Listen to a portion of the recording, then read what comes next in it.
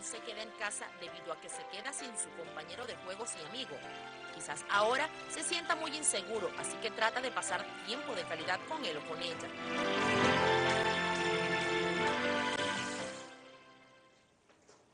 Muy buenos días, hoy un viernes lluvioso que pues acompaña a la ciudad de Caracas. Sin embargo, nosotros puntualito estamos acá en Soluciones, como les decíamos al principio. Es un tema que está dedicado a los padres y bueno, también a los hijos. Vamos a hablar sobre la sobreprotección, esa libertad o independencia que se le debe dar a los hijos y el síndrome del nido vacío. Estos 3 puntos los vamos a estar conversando, como les decíamos al principio, durante toda esta hora acá en Soluciones. Y para ello hemos invitado a personas que especialistas en la materia, que saben muchísimo de esto y que nos van a ayudar a entenderlo. Alicia Núñez, quien es psicóloga y psicoterapeuta infantil, que nos acompaña el día de hoy acá en el estudio, y también Oscar Misle, orientador, terapeuta familiar y director de SECODAP, quien también sabe muchísimo sobre este tema, y yo estoy segurísima que ustedes nos van a ayudar, y sobre todo a los padres nos van a ayudar a entender de qué se trata esto y por qué se debe evitar esa sobreprotección a los hijos. Si bien los padres, yo no soy madre, pero espero serlo, no sabemos en qué momento, pero espero serlo. Sin embargo, hemos escuchado mucho a los abuelos, a los papás, que hay que cuidar, pero a lo mejor no sobreproteger. El sobreproteger es peligroso. ¿Qué consecuencias trae sobreproteger a los hijos? Es muy importante diferenciar entre lo que es sobreprotección y lo que es la conexión emocional y el amor. La sobreprotección implica que los miedos de los padres son transmitidos a los hijos. Tú no vas a poder, tú no eres capaz, cuidado, que eso es demasiado para ti. Entonces, de alguna manera, la sobreprotección implica el temor del padre que luego el hijo incorpora en su propia vida y también se siente incapaz de afrontar situaciones que pueden ser retadoras, ¿no? Es distinto al amor, a la conexión que los niños necesitan, sobre todo los bebés, que son seres dependientes, ¿no? Que dependen en todos los aspectos durante esos primeros 3 años sobre todo, ¿no? Justamente en esa etapa es que se comienza a sobreproteger, porque pues uno ve a los padres que están pendientes de cuidado se cae cuando están empezando a caminar, por ejemplo. Cuidado se cae, se puede golpear y empieza ese cuidado a pasar ese límite y se convierte en sobreprotección. Es desde allí que se inicia ese... Sí, desde el mismo momento del nacimiento, ¿no? Recordemos que es un acto de amor, de manera inadecuada, no conveniente, pero es un acto de amor. Es la necesidad de proteger y sin saber hasta dónde está el límite de esa protección, por los propios miedos que se tiene, por la propia experiencia, por el propio contexto en el que se vive, por la inseguridad del contexto en el que se vive. Esos mismos miedos, si no se reconocen, si no se identifican, para cuidar al niño, para evitar que le suceda algo, entonces más bien se cae en el exceso, ¿no?, de atención, y eso hace que el niño pues se sienta inseguro o no tenga confianza en sí mismo, se sienta dependiente, permanentemente necesita la aprobación de los demás. Entonces se da desde los primeros años. ¿En qué momento? ¿Cuándo se pasa ese límite del cuidado a la sobreprotección? Uh-huh. Es difícil ver cuál es el límite, nos cuesta mucho como padres. Sin embargo, si vemos que no estamos permitiendo que nuestro niño pueda experimentar, errar, en momentos tiene que errar porque está experimentando, en esa experimentación hay momentos en que no logra el objetivo, en el momento en que yo siento que no le doy espacios para poder, que él pueda reconocerse a sí mismo, vincularse con los demás. Entonces tengo que estar en las señales. Si veo que mi niño cuando salgo con él le cuesta socializar, es víctima de acoso escolar en la escuela, entonces hay que estar atentos. Las señales son cómo socialmente él se desenvuelve, cómo se siente consigo mismo y de qué manera él va teniendo uso, va entendiendo que la libertad la puede ir ejerciendo de acuerdo a su etapa de desarrollo evolutivo. Entonces las señales son esas, ¿no? En el niño. En el niño. Pero en el padre, ¿cuáles son esas señales? Las señales de sobreprotección en el padre es que precisamente no le deja ningún tipo de espacio al niño para experimentar y tiene miedo de cualquier acción que ejerza de manera independiente. Por ejemplo, cuando son bebés, el mismo hecho de dejarlo en el piso para que gatee. No lo dejes en el piso para que gatee. El niño necesita estar en el piso. Así, por supuesto, uno limpia lo que sea, pero hay que dejarlo que él experimente estar allí. Que se dé ese caminar. golpecito para que, para que sepa que, epa, tengo que tener Claro, y cuidado. que va a dar sus golpes, y cuando caminan ni hablar, cuando empiezan a caminar, empiezan a darse tropiezos, es normal que haya algún chichón, haya alguna caída. Ya luego cuando ellos empiezan a incorporarse al sistema escolar, sea en el maternal o la guardería, bueno, el padre sobreprotector es capaz de agredir a la maestra por ansiedad, del miedo de que el niño precisamente sufra algún tipo de daño. Entonces son madres y padres sumamente ansiosos en el ámbito escolar. ¿Por qué es tan difícil para los padres entender que los hijos están creciendo y que pues esa sobreprotección, en vez de ayudarlos en su crecimiento, lo que está es cohibiéndolo a muchas cosas de la vida? Claro, muchas veces los padres no tienen las posibilidades ni las oportunidades de formarse y de experimentar pautas de crianza que le vayan dando seguridad. Entonces muchas veces lo que hace es repetir la forma en que lo criaron, la forma en que lo educaron. Entonces más bien trata de, por hacerlo bien, por ser un buen padre, una buena madre, uno se pregunta qué es un buen padre, una buena madre, porque a lo mejor viene de cuando niño yo tenía que ser un buen niño, y un buen niño es el que permanentemente tiene que cumplir con las expectativas del adulto. ¿Quién dice además que eres un buen padre Claro que o es. eres una buena madre? Exacto. Entonces, muchas veces un buen padre fue un niño que no se sintió aceptado y de alguna manera como padre tiene que tratar de que su hijo sea lo mejor posible, que logre evitar lo que él vivió. Entonces muchas veces transferimos sin darnos cuenta toda nuestra propia experiencia porque no hemos hecho nuestro trabajo personal y lo hacemos pues con la información que traemos y porque no nos formamos o no tenemos la posibilidad de recibir orientación adecuada. Esa sobreprotección puede ser inseguridad que vienen arrastrando los padres, a lo mejor desde hasta su niñez. Sí, evidentemente, como estaba mencionando Oscar, es la experiencia que ha tenido el padre como hijo determina en buena medida cómo va a ser como padre, ¿no? Porque si ha sido sobreprotegido o si en lugar de sobreprotegido más bien ha sido abandonado, maltratado, entonces muy probablemente allí la persona o intenta compensar lo que vivió e intenta hacerlo mejor, pero hacerlo mejor es irse al otro extremo, ¿no? Y no buscar como el punto de equilibrio y sobre todo la observación de la realidad de quién es tu hijo y cómo está tu hijo. Porque es muy distinto un hijo porque cada uno tiene su personalidad. Hay hijos que piden con mucha más fuerza su independencia. Hay hijos que requieren más bien un poco más de protección que otros. Entonces también hay que ver como la personalidad de cada hijo, no fundamentarse simplemente en lo que ha sido mi propia experiencia como hijo. Tenemos que hacer una pausa acá en Soluciones y ya regresamos con mucho más. En la próxima parte vamos a hablar sobre la independencia y cuánta libertad se le debe dar a los hijos, además de las consecuencias de esta sobreprotección. Ustedes saben, si quieren seguir viendo nuestros programas o quieren volver a verlos, pueden visitar el canal de YouTube de Noticias Globovisión.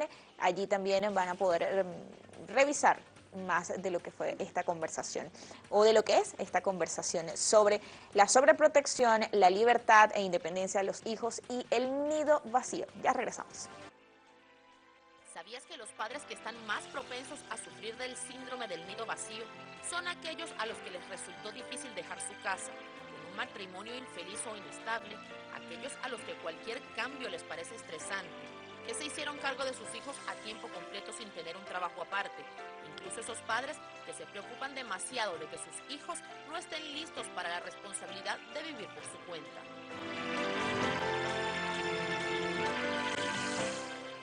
Continuamos conversando con el director de SECODAP, Oscar Misley, y también con la psicóloga y psicoterapeuta infantil, Alicia Núñez, justamente sobre el tema de la sobreprotección, el nido vacío y en qué momento darle libertad e independencia a los hijos. Antes de pasar al tema de la libertad y la independencia, yo quiero conocer cuáles son esas consecuencias de la sobreprotección. Fíjate, una persona sobreprotegida es una persona que no ha podido descubrir sus capacidades, sus posibilidades, sus potencialidades. Permanentemente le va a costar tomar decisiones, va a estar muy atento a lo que opinan, a lo que piensan los demás de mis hechos, o sea, voy a estar permanentemente, voy a sentir que no corresponde lo que hago a lo que los demás esperan de mí, entonces eso me va a generar inseguridad. la persona se va a sentir, puede tener problemas inclusive somáticos, ¿no? Mucha ansiedad, mucha angustia, mucho miedo frente a situaciones que me siento incapaz de resolver o de afrontar. Entonces te generan situaciones no solamente desde el punto de vista emocional, sino también inclusive físicas, ¿no?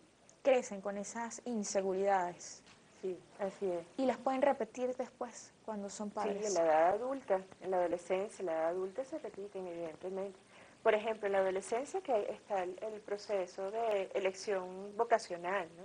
Elección de carrera, elección de misión de vida, ¿no? Y luego en la adultez son personas inseguras, evidentemente, con todas estas características de dificultad para tomar decisiones, no conocer cuál es su capacidad, sus habilidades. Justamente un padre que sobreprotege a su hijo duda mucho en el tema de la libertad e independencia a los hijos. No sabe a lo mejor en qué momento debo soltarles la mano y que caminen solos. ¿Por qué es tan importante que se le dé esa independencia y se le vaya dando libertad poco a poco? ¿Cómo se mide esto? Fíjate que la libertad es una facultad, desde el punto de vista político, es un derecho que tenemos. O sea, nadie nos da la libertad. Nosotros nacemos, desde el punto de vista humano, con libertad. Nacemos Lo libres. que hacemos libre. Lo que tenemos que aprender a utilizar de manera responsable para que tengamos conciencia de cuáles son las consecuencias de nuestros actos. Entonces hay que entender que la libertad no es que yo se la doy, ya tiene intrínsecamente la libertad como una facultad. Ahora, la libertad hay que aprender a utilizarla, aprender a utilizar las alas, para que cuando vengan los momentos de contraviento, las tormentas, sepa qué hacer y cuándo utilizar pues la libertad y cómo utilizar la libertad. Entonces no es un proceso fácil porque también habría que preguntarnos como familia, ¿cómo utilizamos nuestra libertad? ¿Cómo utilizamos nuestra propia independencia? Y la pregunta sería, cuando estamos educando a nuestros niños, lo estamos educando para el futuro. ¿Cómo queremos que ese niño sea cuando sea un adulto? La gente te dice en los talleres, quiero que sea autónomo, quiero que sea independiente, quiero que tome decisiones, quiero que sea crítico. ¿Pero cómo se logra eso? Pero ¿cómo hacemos ahora en el corto plazo? ¿Qué estamos haciendo para lograr eso? Le permito tomar decisiones, escucho sus opiniones, le permito ensayar aún sabiendo que puede tener, como el ejemplo que tú ponías, que es clásico, de que si camina por un determinado momento o un parque se puede caer. Si yo no permito que en el corto plazo él pueda experimentar lo que quiero a largo plazo, ahí tenemos un desfase. Entonces si yo decido siempre por él, si yo no le permito que experimente, porque siento que no va a ser capaz, si yo no le doy oportunidades para que opine, si no lo escucho cuando habla, si no lo valoro cuando él hace tiene alguna determinada acción que requiere la valoración, el reconocimiento, él se va a sentir muy inseguro, va a desconocerse como persona. Entonces, la libertad es una formación que tiene que tomar en consideración la etapa de desarrollo evolutivo del niño para poder hacer uso. Pero si no lo empezamos desde muy pequeñito, que él pueda experimentar, que él pueda descubrirse, que él pueda conocer, que él pueda resolver situaciones, que él pueda de repente vestirse, comer solo, aunque se ensucie la ropa, cuando llegue a la adolescencia va a ser bien complicado. ¿Cómo se mide o cómo hace un padre para decir ya es momento de soltarle la manito y que vaya caminando solo y darle esa momento. Independencia? No hablemos de libertad porque ya dijimos que nacemos libres. Sí, el momento no es uno, son muchísimos momentos. Antes hablaba de gatear, de caminar, hablar es un acto también de autonomía, de libertad, empezar a nombrar la vida. Luego, a los 2 años comienzan los que son los berrinches, las pataletas, que simplemente son expresión de que yo quiero algo. Está definiendo, yo quiero esto y no lo otro. A los 2 años, mi sobrino tiene 10 meses y ya hace Ya pataleta está porque empezando. quiere algo. Bueno, pero digamos que lo clásico son los 2. Pero en general, bueno, cada niño poco a poco va expresando su individualidad y es importante escucharla y es importante darle opciones alternativas. ¿Quieres la franela blanca o quieres la franela rosada? ¿Quieres la franela amarilla? O sea, ¿qué quieres tú? Yo te estoy dando la oportunidad de que tú te expreses libremente, dándote opciones, dándote alternativas. La importancia de escuchar es básica. Progresivamente ellos van pidiendo cada vez más y más independencia y es importante permitirles esa autonomía, hasta comer con los cubiertos. Todos esos son actos de autonomía, vestirse por sí mismo, ponerse los zapatos, jugar, treparse, saltar. O sea, Todos esos son actos de autonomía. Hay padres que no dejan, por ejemplo, que los niños caminen por, por esos filitos, ¿cómo se llaman? Los rieles que tienen las aceras, ¿no? Ajá. Bueno, eso es un acto, si supieras todo lo que se está estimulando allí, el equilibrio, esa soltura, esa seguridad, esa conciencia corporal tan importante, la imagen corporal. O sea, son muchos elementos que progresivamente nos va dando el niño según su etapa, su nivel de desarrollo, que nos va dando señales de que, yo estoy necesitando más independencia progresivamente. Pero esa independencia tiene que ir también de la mano con la responsabilidad, que es lo que decía Oscar. Decía, bueno, es importante saber cómo yo voy a responder ante mi elección de los hechos. Yo voy a elegir esto. ¿Y cómo voy a responder a las consecuencias de esa elección, ¿no? O sea, si yo decido escribir un cuento en el colegio sobre tal cosa, bueno, ¿y qué consecuencias me va a traer el que yo escriba sobre ese tema y no sobre otro, ¿no? Porque se supone que también en el colegio es importante que haya oportunidades para que el niño elija incluso los temas que desea trabajar. Cuando llegan adolescentes o cuando llegamos adolescentes, digamos, ese momento donde el padre quiere como estar más pendiente, claro, ya viene de ese cuidado, pero cuando se es adolescente es ese momento de rebeldía en el hijo y en ese padre de querer limitar esa independencia, empieza como a recogerla un poco. Ese momento de la adolescencia, ¿cómo se vive? El tema de la libertad y la independencia. Diste un punto que es bien sensible, cómo se vive la adolescencia, porque todos tenemos, como padres, un adolescente interno. Un adolescente que dio dolores de cabeza, un adolescente que hizo un montón de cosas que no eran buenas, pero que eran sabrosas. Y que me gustaba. Es verdad, ¿no? Es verdad, es verdad. totalmente. O si no la hicimos fue porque no nos lo dejaron, pero la hizo un primo. Entonces, un poco tenemos muy presente el adolescente que fuimos o que no fuimos, cuando tuvimos las posibilidades que tuvieron otros. Entonces, los miedos se vuelven a activar. Entonces viene el tema del drama con el adolescente. Y uno escucha el típico del papá, yo sé por dónde viene porque yo fui adolescente y yo lo hice. Así, o si no vienen las frases esas terribles en la comunicación, yo te conozco, Yo te conozco. yo te lo dije, yo sé cómo tú eres, que tú siempre, o es que tú nunca. Es terrible, ¿no? O el de la bola mágica, ¿no? Es que yo lo sabía. El de yo lo sabía, Siempre típico. típico. Entonces, ¿cómo hacer? Ahí te viene una palabra que yo sé que a veces nos gusta mucho, que es negociar. Con el adolescente no queda otra que negociar. Porque ya está grande y a lo mejor si yo lo privo de algo, él va a tomar la decisión de hacerlo igual. Entonces hay que más bien negociar. Negociar no significa siempre ceder. Negociar significa ni tampoco renunciar a lo que pienso. Negociar significa acordar. Entonces con nuestros adolescentes, ok, ¿cuáles son los riesgos que hay en esa decisión? Ok, quiero salir y voy para una fiesta. A esa fiesta tú vas, ¿dónde es la fiesta? ¿Con quién vas? ¿Cuáles son las condiciones que hay? De tal manera que él entienda que hay una consecuencia de esa decisión que tome. Entonces, necesita mucho en este momento comunicación. Pero siempre preguntarnos, ¿dónde están mis miedos? Eso siempre hay que hacerlo. ¿De dónde estoy partiendo? Si es mi propia experiencia.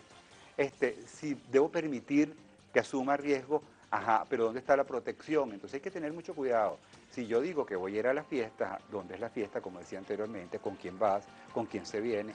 El otro día me decía una cosa interesantísima. Y con esto nos vamos a ir al corte. Decía, por ejemplo, mire, yo puedo permitir que mi hijo adolescente beba, ¿no? ¿Qué edad tiene? 14 años. Y yo le digo, ¿tú permites que tu niño pequeño meta el dedito en el tomacorriente? ¡No! ¿Cómo va a meter el dedo? Porque hay un riesgo. Entonces, si hay un riesgo, vamos a hablar de ese riesgo y justamente en qué momento entonces se empieza a dar y esa negociación en la etapa adolescente. Yo sé que muchos padres deben estar ahí súper pendientes. Además, sobre el síndrome del nido vacío, muchas familias venezolanas en este momento justamente están padeciendo de este síndrome. ¿Por qué? Ya vamos a conocerlo. Ya volvemos con mucho más acá en Soluciones. Recuerden que pueden visitar nuestro canal en YouTube de Noticias Globovisiones y también pueden ver más de nuestros programas en la página web www.globovision.com. En la sección de programas se meten allí, buscan Soluciones y allí pueden ver todos nuestros programas. Ya regresamos. El síndrome del nido vacío. En este momento se escucha mucho. Muchos padres acuden en este momento a psicólogos, a psicoterapeutas, porque están sintiendo síntomas extraños. Sienten deprimidos, sienten mucha tristeza, o porque los hijos se están yendo del país, o porque los hijos se casaron, o porque ese hijo del que venimos hablando, que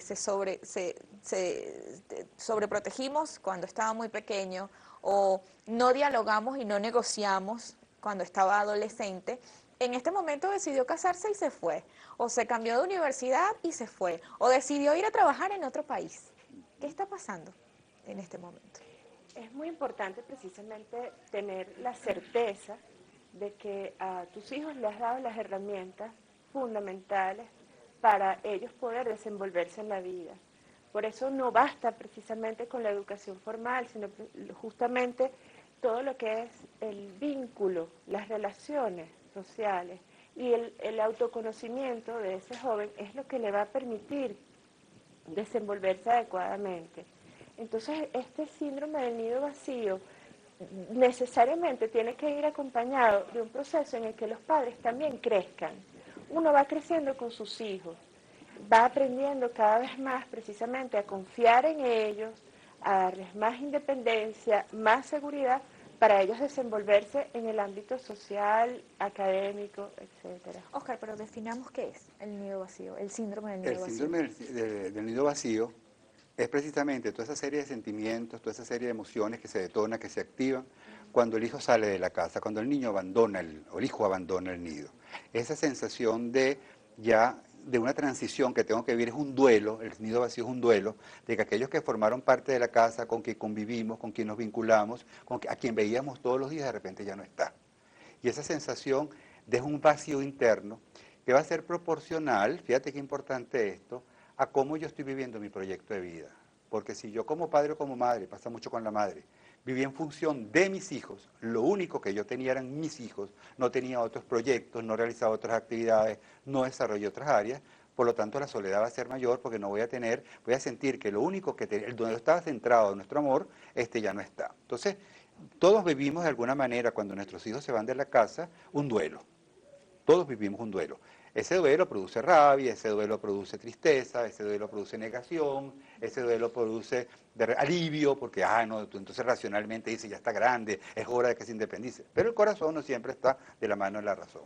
Entonces, vivir el duelo no es malo. El problema es cuando eso se convierte en algo crónico, cuando yo pierdo el interés por otras cosas, no voy al cine, no me socializo, me desmotivo. Ahí hay que preguntar, porque puede ser que ese espacio que tenían mis hijos, yo no logro encontrar otras posibilidades, otras oportunidades de vivirlo. Pero sentir que vivimos un duelo cuando nuestro hijo se va de la casa, cuando se casa y sobre todo cuando se va del país, que muchas veces no es por una circunstancia deseada, sino porque no quedó otra. Claro. Entonces, un poco, vivir el proceso es un proceso que se debe vivir, pero que tiene que ver, el problema no es tener tristeza, el problema no es sentir soledad en un momento, el problema es cuando esa tristeza se convierte en algo permanente y se convierte entonces en una depresión. Es cuando la soledad se convierte entonces en una sensación de sinsentido en la vida, como que todo terminó ya. Entonces es un trabajo que hay que hacerlo, no solamente con los que se quedan en la casa, con el nido vacío, sino también el que sale del nido. Las tecnologías permiten ahorita dar muchas posibilidades, todo lo que es el Skype, todo lo que son las redes, para mantener el vínculo. Pero hay que vivir el proceso, y el proceso genera un duelo que hay que entender, y lo que hay que estar atento es cómo estoy viviendo el duelo. Y que justamente, y tomando ese mensaje que estaba dando Oscar, las redes sociales, el internet, hacen que esas distancias sean ya casi que no existan, que sean cortísimas, ¿no? Alicia, había un tema también que quería tocar contigo, y era justamente qué debe hacer un padre cuando está atravesando esa tristeza o ese duelo del que hablaba Oscar, cuando esos hijos que estaban sobreprotegidos decidieron independizarse. Pero eso me lo vas a responder en la próxima parte. Ya regresamos con mucho más acá en Soluciones. Lo vamos a dejar con la buena nota. Como estamos conversando sobre el síndrome del nido vacío, Alicia, te había dejado una pregunta al aire. ¿Qué hacer? ¿Qué hacen esos padres? Bueno, los padres, es importante que en primer lugar se planteen cómo va a ser ahora mi vínculo con mi hijo, ¿no? Bueno, por supuesto respetar la independencia, pero también poder o tener visitas frecuentes, en el caso de que se vayan del país, poder tener conversaciones con cierta frecuencia y buscar como otras maneras de darle el amor a estos hijos, ¿no? Que no necesariamente es ahora plancharte la ropa y lavarte, sino que, bueno, puede ser otro tipo, un detalle, un regalo, una cosa que uno le pueda brindar a sus hijos, o un consejo simplemente, ¿no? ¿La sobreprotección tendría que haber o será una consecuencia para una causa del síndrome del nido vacío? No siempre, Oscar. no siempre. Lo que pasa es que si hay sobreprotección, más fuerte es la sensación o más afecta el tema del tomar distancia, ¿no? Pero sí, puede haber una relación, un vínculo cercano sin que haya sobreprotección, pero esta familia no tiene otra, o no ha tenido, sobre todo en el caso de los cuidadores, la madre o la abuela, si es que la cuida, no tiene ese es su centro de vida. Entonces, más bien eso la puede afectar porque no tiene otros incentivos. Es el momento, cuando está el nido vacío, de preguntarnos qué me gustaba a mí o qué quería yo hacer, que nunca pude hacer porque quería que cuidara a mis hijos. Eso es desde el arte, las manualidades, dependiendo de las posibilidades. ¿Qué me gustaría hacer ahora que tengo más tiempo que dejé de hacer porque tenía que cumplir con mi obligación de padre o de madre? Eso te permite a ti como ir explorando. A veces hay que buscar ayuda profesional. Si no logro salir, estoy muy deprimido, estoy muy angustiado. Muchas veces en el nido vacío la culpa aparece. Es que se fue porque yo no fui lo suficientemente bueno, porque no le ofrecí lo que necesitaba, lo que quería. Entonces identificar qué es lo que estoy sintiendo. En el nido vacío hay que hablar, conversar, llamar a la comadre, llamar a la hermana, desahogar lo que se va viviendo, de tal manera que ese proceso, que es una transición, nosotros no estamos formados para vivir transiciones. ¿Cuánto tiempo puede durar esos síntomas o esa tristeza, ese duelo en una madre, en un padre? Va a depender de la persona, de las características, de las condiciones, pero si la cosa excede un año ya hay que buscar ayuda profesional. Inclusive yo diría 6, 8 meses, ¿no? Pero es lógico que en los primeros momentos lo viva. No nos tenemos que sentir mal por eso. Ahora siempre y cuando eso no me inhabilite a mí para funcionar socialmente o emocionalmente. Si yo no tengo otro vínculo, no tengo otros referentes, ¿sabes qué pasa? Que cuando el nido se queda vacío, viene entonces una realidad. Ahora, ¿cómo convivo yo con mi pareja? Lo íntimo. ¿Qué significa nosotros ser pareja ahora que no están los hijos? Y a veces hay conflicto en la pareja porque te das cuenta que por estar en función de los hijos descuidaste la vida de pareja. Y puede ser una oportunidad para entonces retomar, para entonces ver cuál es el sentido que tiene vivir juntos. Y entonces empezar a ensayar ciertas cosas que a lo mejor nunca experimenté porque no tenía tiempo para ello. Entonces puede ser un momento para reencontrarse con la pareja, reinventarse como pareja, o a veces entrar en conflicto con la pareja, porque tenemos más tiempo para dedicarnos, y eso significa que a lo mejor lo que no hemos resuelto, lo que no hemos hablado, lo que no hemos conversado, salga a flote. Tengan tiempo para hacerlo. ¿Se puede prevenir? Sí, se puede prevenir el nido vacío. Una de las recomendaciones más frecuentes es precisamente cultivar un hobby o cultivar, digamos que, esa individualidad, ¿no? O sea, no dejarlo para el final, cuando ya está el nido vacío, sino empezar a cultivarlo con tiempo, porque precisamente hacia allá vamos, ¿no? Otro de los elementos muy importantes es preparar a los hijos también para esta situación de despedida, de duelo, prepararse emocionalmente, conversarlo también. Es importante conversarlo. Bueno, va a llegar un momento en que tú vas a independizarte, o ya estamos cercanos a que empieces a pensar en independizarte, y que eso no signifique ninguna ofensa para la madre o el padre, sino que más bien signifique hasta un logro. O sea, mi hijo ha podido alcanzar aquello que se ha planteado en la vida, ¿no? En este momento vamos a comenzar a revisar lo que ha sido su participación en nuestras redes sociales, en Twitter, @solucionesgb.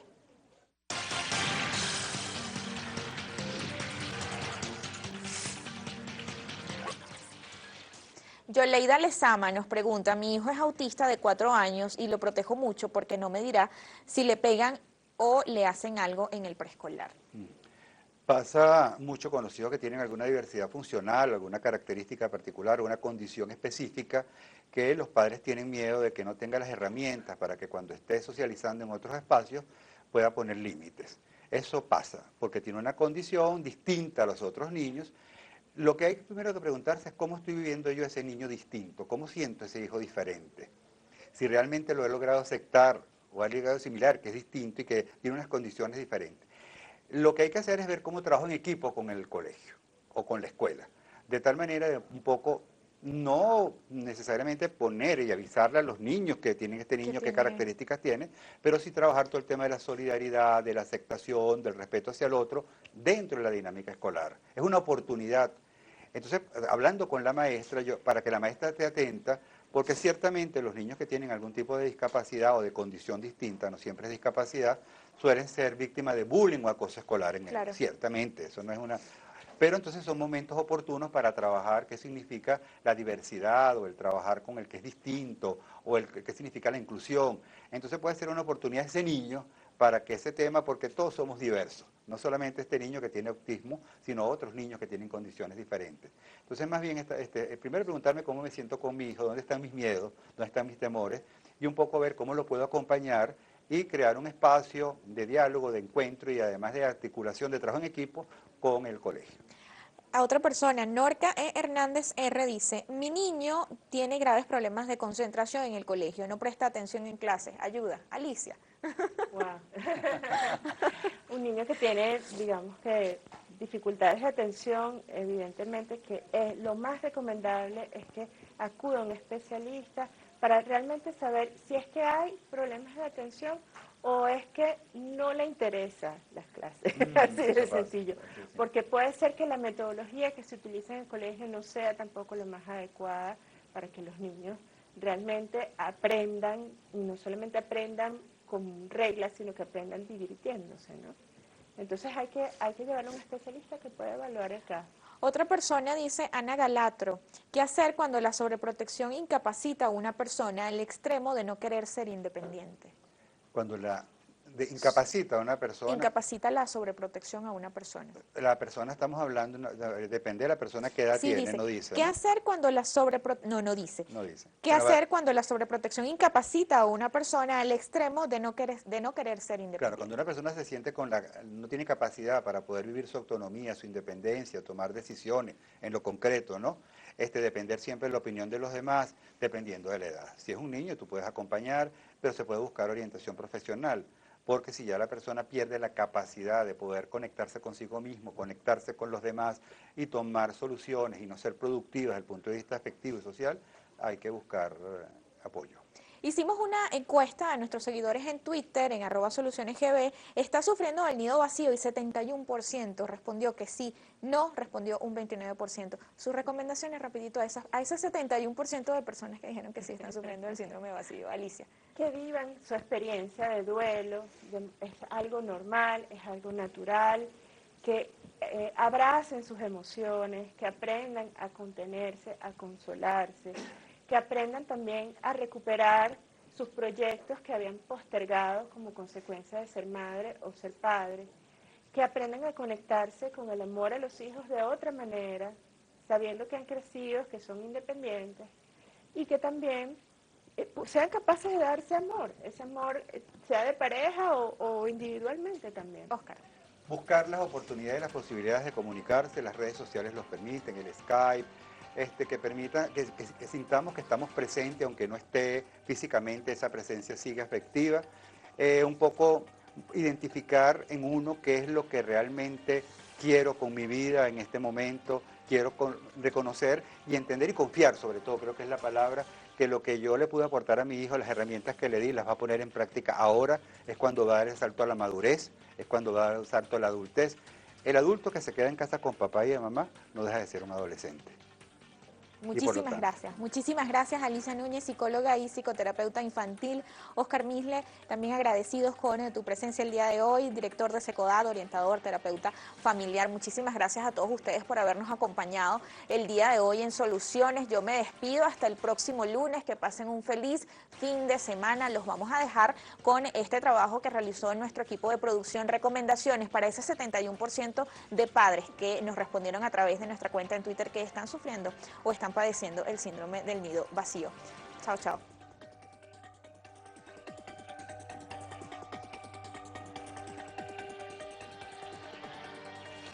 ¿Cómo recuperarse del nido vacío? Prepárate para la partida. Si esperas que tus hijos se vayan de casa el próximo año, tómate el tiempo para comprobar que sepan hacer lo básico para poder cuidarse por sí solos. Si no sabes que se irán de casa sino hasta el último momento, no entres en pánico. Acepta que pasará y alégrate por ellos. De ser necesario, ofréceles tu apoyo en todo momento. Haz a un lado los pensamientos aterradores. Tanto tú como tus hijos estarán mejor si tratas esto como una gran aventura. Ellos experimentarán toda una serie de emociones que van desde el temor hasta la euforia por sus próximas nuevas experiencias.